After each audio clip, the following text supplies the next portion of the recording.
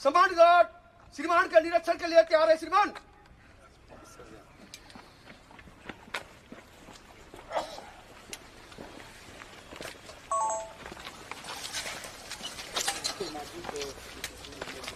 सम्मानगढ़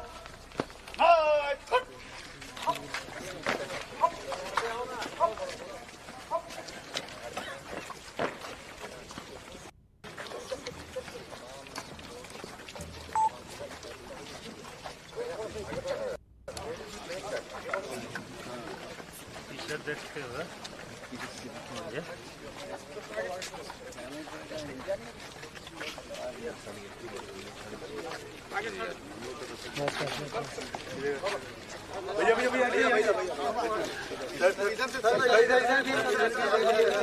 sir इधर भी एक बार।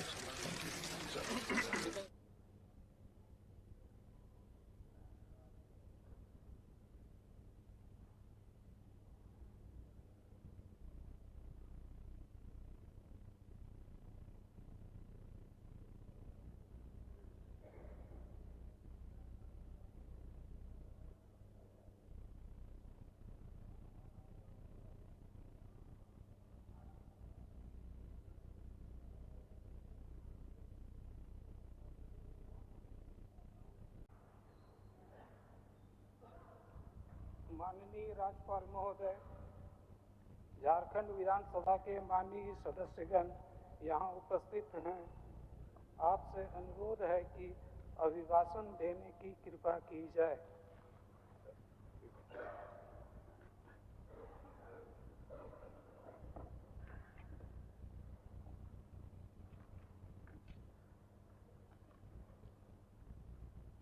झारखंड विधानसभा के माननीय अध्यक्ष जी एवं उपस्थित आदरणीय सदस्यगण, झारखंड राज्य के 67 विधानसभा के प्रथम सत्र के अवसर पर मैं आप सबका हार्दिक अभिनंदन करता हूं। विधानसभा चुनाव 2024 में नवनिर्वाचित विधानसभा सदस्य के रूप में आपका कार्यकाल वर्ष के अंतिम महीने से प्रारंभ हो रहा है। आप में से कई सदस्य पूर्व में भी इस सदन के सदस्य रहे हैं और बहुत से सदस्य प्रथम बार निर्वाचित होकर यहाँ पहुँचे हैं। इस प्रकार इस सदन में अनुभवी तथा नए सदस्यों का समागम हुआ है। सबको मिलकर जनादेश का सम्मान करते हुए जन भावनाएं और जन आकांक्षाओं के अनुरूप कार्य करना है। जनता के कल्याण और जनता के विकास के लिए पूरी लगन, निष्ठा और समर्पण से कार्य करना है। झारखंड विधानसभा की आदर्श परंपराओं और कीर्ति को आप सबको मिलकर आगे बढ़ाना है। इसके लिए आप सभी को मेरी हार्दिक शुभकामनाएं। केंद्र और राज्य के परस्पर सहयोग से ही राज्य की जनता का चौमुखी विकास संभव है। इस अवधारणा के लिए हम सब पक्षधर हैं। हमारी सरकार संघीय ढांचे की स्वस्थ परंपराओं को आगे बढ़ाने का काम करेगी तथा भारत की गरिमामय विरासत का सम्मान करते हुए कल्याणकारी राज्य की परिकल्पना के अनुरूप जनहित के व्यापक कार्य करेगी। झारखंड विधानसभा के वेश में भावी झारखंड के उदात्त परंपराओं की नींव रखे जाने का ये अविस्मरणीय पल है। मुझे विश्वास है कि ये विधानसभा आप सभी के माध्यम से राज्य के सर्वांगीण विकास के लिए गरिमामय और गौरवपूर्ण चर्चाओं का साक्षी बनेगा। ये सदन अपने विधायी कार्यों से झारखंड राज्य को प्रगति के शिखर तक ले जाएगा। लोकतंत्र में जनप्रतिनिधि जन आकांक्षाएं की अभिव्यक्ति के प्रतीक होते हैं। 67 विधानसभा के शांतिपूर्ण चुनाव प्रक्रिया की समाप्ति के बाद राज्य में एक मजबूत एवं स्थिर सरकार के गठन का जनादेश जनता को दिया है। हम इसके लिए राज्य की जनता को साधुवाद देते हैं और जनादेश का सम्मान करते हुए जन आकांक्षाओं पर खरा उतरने का संकल्प लेते हैं। ये सरकार झारखंड की मूल चेतना के साथ समावेशी विकास का ध्येय लेकर और आगे बढ़ेगी। हमारी सरकार बिना किसी द्वेष के वंचितों को विशेष महत्व देने के मानवीय सोच के साथ सबको उचित अधिकार, सबको सुरक्षा और हर द्वार तक समृद्धि पहुंचाने को प्रतिबद्ध है। हमारी सरकार एक व्यापक दृष्टिकोण के साथ समाज के वंचितों, दलितों, आदिवासियों, अल्पसंख्यकों एवं गरीबों की खुशहाली के लिए संकल्पित है। हमारी सरकार शहीदों के त्याग और बलिदान को हृदय में आत्मसात करते हुए द्वेष, घृणा, अहंकार, प्रतिशोध से दूर रहने का प्रण लेकर कार्य करेगी। झारखंडी अस्मिता को केंद्र में रखकर सजग, सुलभ, स्वच्छ, पारदर्शी और संवेदनशील प्रशासन के माध्यम से राज्य की प्रगति के लिए उच्च शिखर पर ले जाने के लिए संकल्पित है। केंद्र सरकार एवं उनकी कंपनियों के पास पड़ा झारखंड राज्य का बकाया 1,36,000 करोड़ रुपया वापस लाने के लिए सरकार कानूनी रास्ता भी अपनाएगी। हो, मुंडारी, कुडुख व अन्य जनजातीय भाषाओं को संविधान की 8वीं सूची में शामिल कराने की पहल करेगी।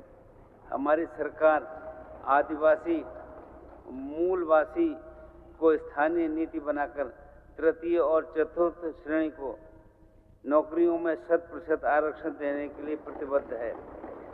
5वीं विधानसभा ने सर्वसम्मत से पिछड़ा वर्ग को 27%, आदिवासी को 28% और दलित को 12% आरक्षण देने का विधेयक एवं सरना आदिवासी धर्म कोड को पारित कराकर स्वीकृति के लिए केंद्र सरकार के पास भेजा है, जो अभी गृह मंत्रालय में लंबित है। वर्तमान कार्यकाल में केंद्र सरकार से इन विषयों को स्वीकृत कराने के लिए हर संभव प्रयास करेंगे। वर्षों से खास महल एवं जमाबंदी की जमीनों पर रह रहे परिवारों को मान सम्मान के साथ जीने का अधिकार देने के साथ साथ गैर मजरूबा जमीन पर बसे रैयतों की भूमि जिसकी रजिस्ट्री और रसीद काटने पर वर्ष 2017 से रोक लगा दी गई थी, उसे प्रारंभ किया जाएगा। राज्य में निबंधित सभी पत्रकारों के लिए प्रशिक्षण, बीमा और पेंशन का अधिकार सुनिश्चित किया जाएगा। सहारा इंडिया से पीड़ित राज्य के निवेशकों की लड़ाई सर्वोच्च न्यायालय से लेकर राज्य के हर न्यायालय और संसद से लेकर सड़क तक हर मोर्चे पर पूरी मजबूती से लड़ी जाएगी, जब तक राज्य के सभी निवेशकों का भुगतान न हो जाए। झारखंड राज्य के जिन सहारा पीड़ितों ने अपने प्राण गंवाए हैं, उनका दुख या अवसाद में आत्महत्या करने को मजबूर हुए हैं, उनके परिजनों को सरकारी स्तर पर आर्थिक सहयोग प्रदान किया जाएगा। किसानों को 0% ब्याज दर पर कृषि ऋण उपलब्ध कराया जाएगा। मनरेगा के तहत झारखंड के मजदूरों को भारत सरकार बहुत कम मजदूरी देती है। इस भेदभाव के खिलाफ संघर्ष करने के साथ साथ राज्य सरकार अपने निधि से राज्य के मनरेगा मजदूरों को सहायता करेगी, जिससे कि उन्हें न्यूनतम 350 रुपये प्रतिदिन की मजदूरी मिल सके। राज्य में अवस्थित विभिन्न नदियों एवं डैम के पानी का सदुपयोग करने के उद्देश्य से प्रारंभ की गई लिफ्ट इरिगेशन योजना को आगे बढ़ाते हुए 10,000 करोड़ रुपए की योजनाएं प्रारंभ की जाएंगी। राज्य भर में प्रखंड स्तर पर 500 सीएम स्कूल ऑफ एक्सीलेंस की स्थापना करेगी। सभी सीएम स्कूल ऑफ एक्सीलेंस में खेल शिक्षक एवं संगीत शिक्षक की नियुक्ति की जाएगी। साथ ही 4,500 पंचायत स्तरीय आदर्श विद्यालय खोले जाएंगे। प्रारंभ राज्य में प्रत्येक प्रखंड में डिग्री कॉलेज एवं प्रत्येक अनुमंडल में पॉलिटेक्निक महाविद्यालय की स्थापना की जाएगी।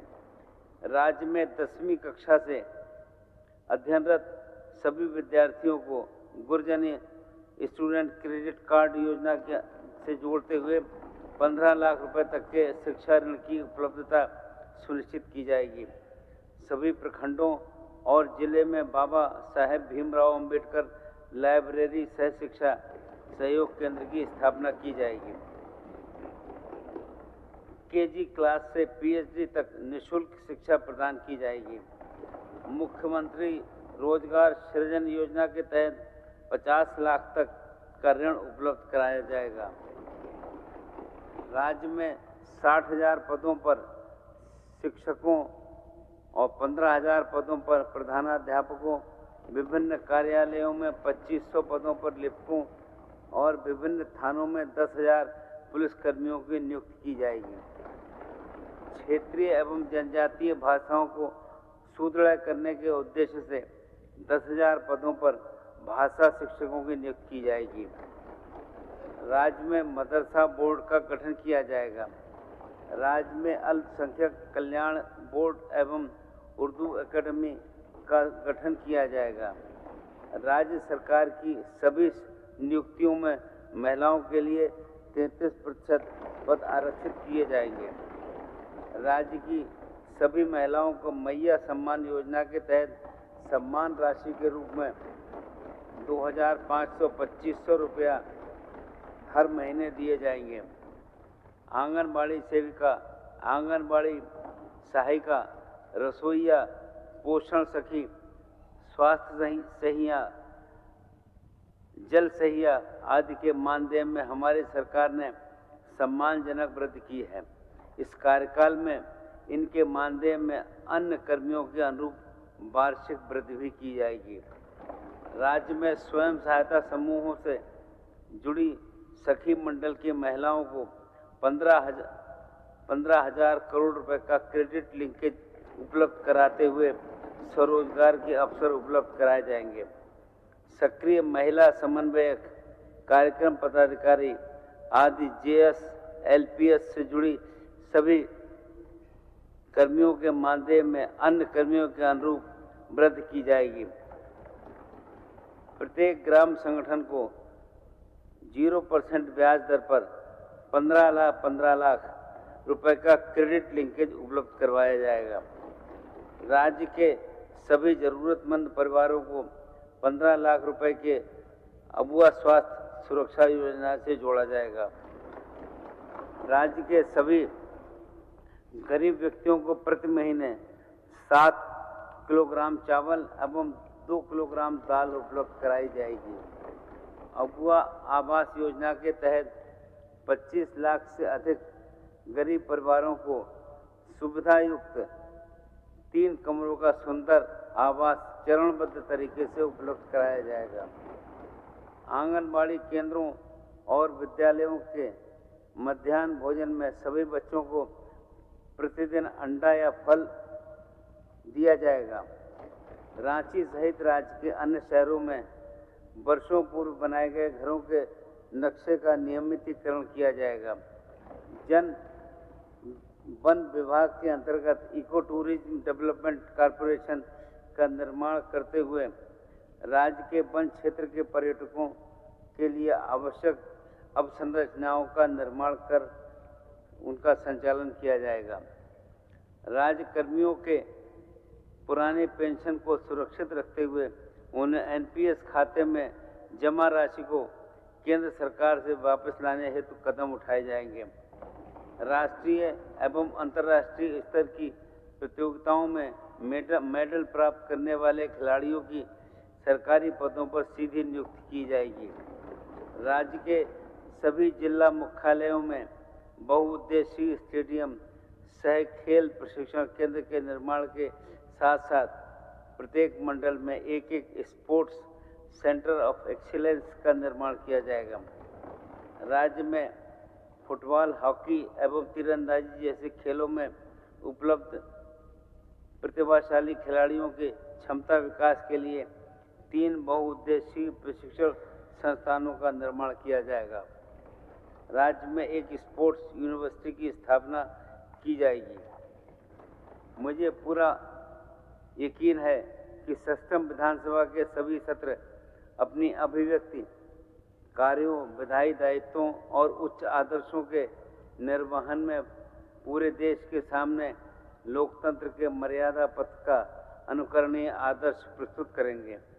अंत में मैं पुनः आप सभी निर्वाचित सदस्यों को बधाई देता हूं और आशा करता हूं कि सब साथ मिलकर नए झारखंड के निर्माण में अपनी सक्रिय भागीदारी और जिम्मेदारी का निर्वहन करते हुए एक सुखी, समृद्ध एवं उन्नत झारखंड के निर्माण के लिए पूरी निष्ठा से कार्य करेंगे।